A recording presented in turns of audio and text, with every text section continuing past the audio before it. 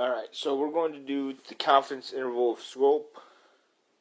At the very top we have this equation, which SE of B, which is the standard error of B, is S, which remember anytime we see S, that is the standard deviation of the residuals, divided by S of X, square root, n minus 1.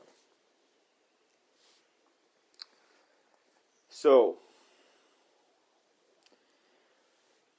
we are going to make a 90% T confidence interval, because anytime we do a confidence interval using the standard deviation of the data, we always use T.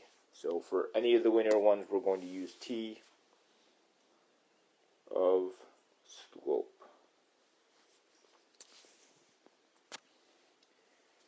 And that's what we're going to name it. So what we're doing is we're going to set B, because B is what we normally use for slope, the slope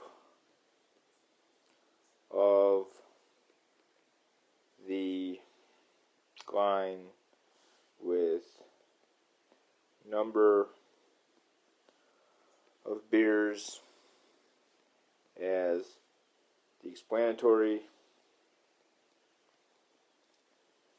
and BAC as the response. So what we're trying to do is we're trying to figure out exactly how much beer affects your blood alcohol level. So start this off. Alright, so we said what we're doing. We need both of these parts because we need to say we're doing a 90% confidence interval of the slope. And so, L1, we're going to put in the number of beers. In L2, we're going to put in the BAC. And let's store this into Y1.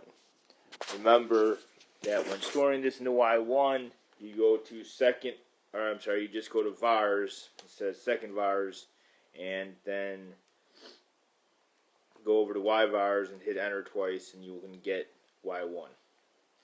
So, go ahead and put that data in, find the least regression line, save it into Y1, and then we will worry about everything else in a bit. I even fixed the typo. BAC hat equals negative 0.011. Sorry, the blood alcohol was negative 0.013 plus 0.018x. And so we're worried about this slope right here. We will never have a test or a confidence interval of the y-intercept. So we are going to do this.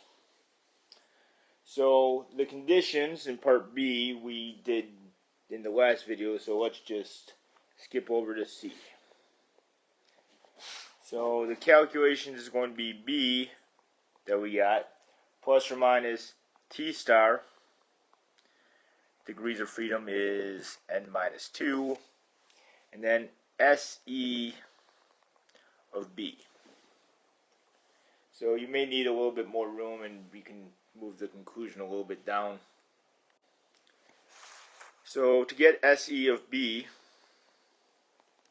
we need to get S divided by S of X, square root of n minus 1. So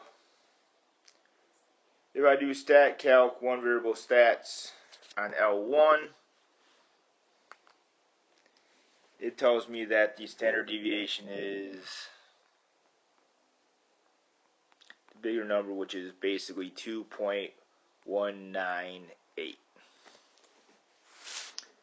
Now S was the square root of the sum of the residual squared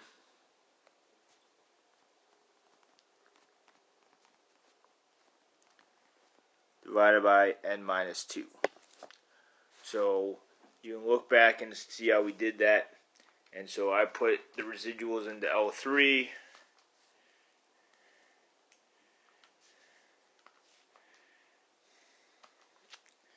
And then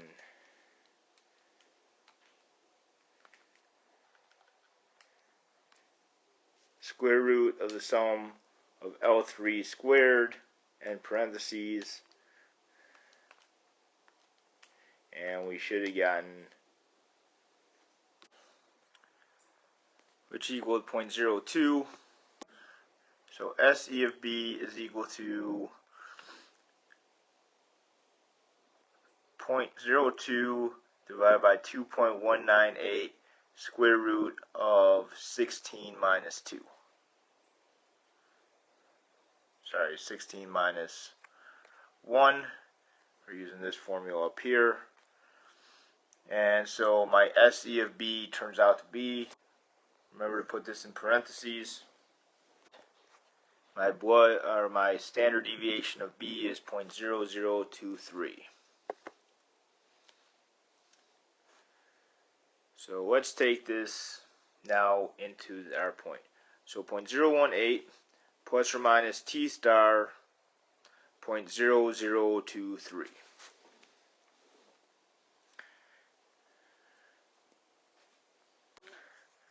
So to get T star, we're going to do inverse T. And since we're doing a 90% confidence interval, that means that 5% is on each side. And because there are 16, we're doing n minus 2 degrees of freedom for anything with these lines. So inverse T of 0.05 with a standard deviation of 14 gives me the negative version, which is 1.761, which goes right in there.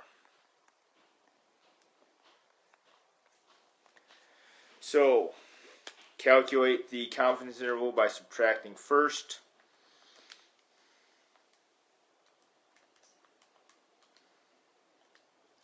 And adding second.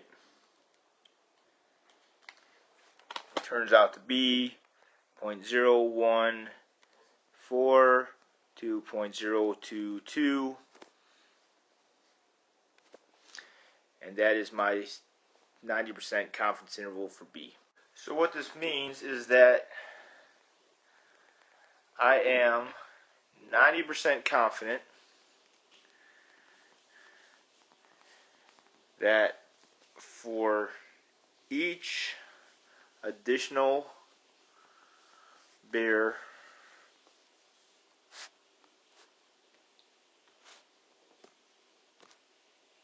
I'm going to have to redo this on the next page since I ran out of room. I am 90% confident that the amount that BAC goes up is between 0.014 and 0.022 units per beer.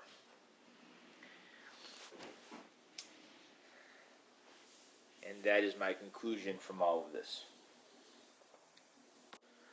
Alright, so in letter number 2, we are going to do a 95% confidence interval.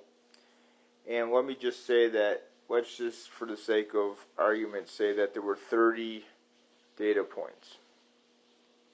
I don't know how many there were, but we need that information for this information. So we're doing the math scores on the test versus an essay score.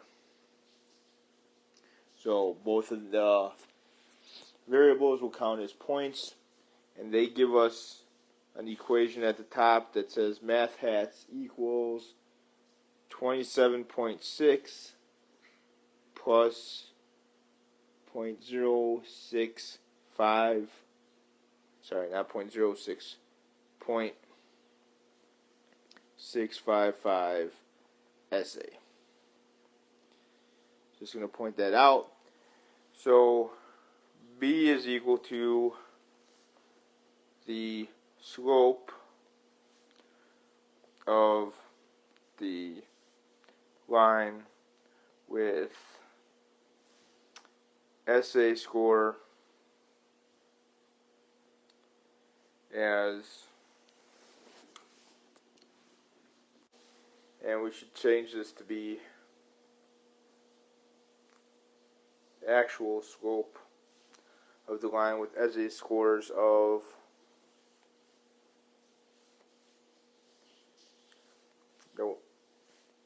as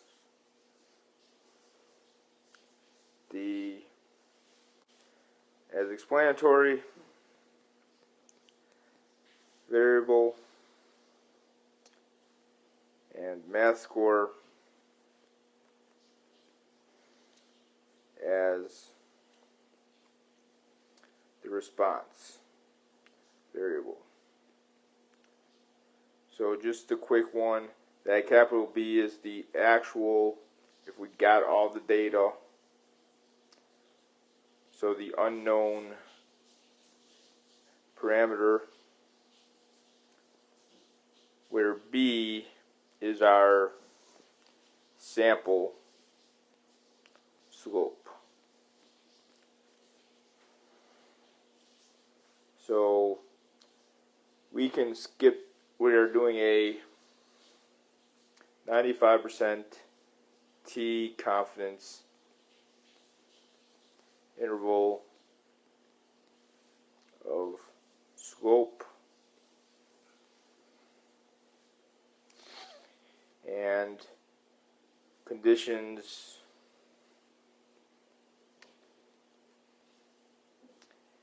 have been met. So in order to do this problem, we know that 0.0655 is the starting point, and if you look, the 0.3154 right there, that is the standard deviation of the coefficient. So the number right next to SA's is the slope. Right next to the slope is this 0.3154, which is the standard deviation of the slope. And so all we would need to know is T star. So we're going to do inverse T of 0.025 since we have 95% this time. And since I made up the number of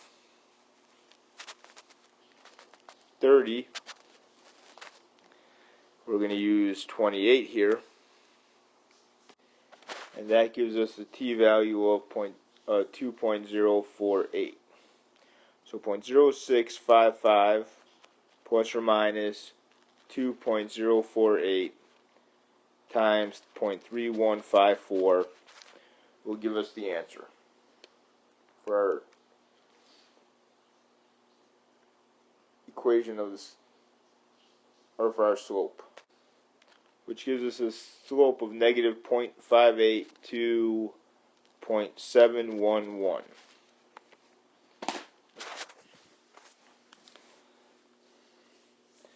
I am 95% confident that for each additional point on the essays, a person will do between